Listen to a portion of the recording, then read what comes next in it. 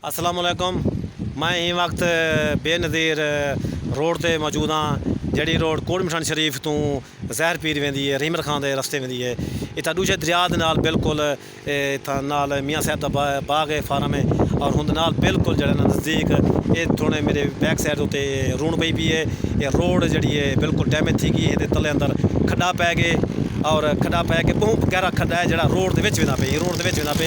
ये ट्रैफिक रवां दवा है और सारी नज़र पै गई है ही रोड के उत्ते ही खड्डे के उत्ते। और इतना ये मेरी बैक साइड तो कोट मठान तो रहीमर खान जड़ा ना ये ट्रेला ट्रैफिक रवां दवा है। ये सीधा रहीमर खान में भी है ट्रैफिक। और उस तो बाद ये इलाका जड़ा है उस बिल्कुल बेयारो मददगार थी पे। ये इलाके में सारा बिल्कुल फ्लड है।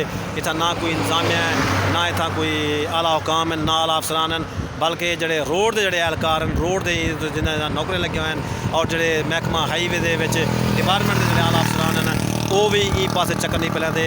और ना कि कोई बेलदार है, ना कोई इंतजामिया का कोई बंदा मौजूद है। ये मतलब बहुत बड़ा खैरा खड्डा है और खड्डा भी इंतहाई मैं जरा क्रॉस करना पाया।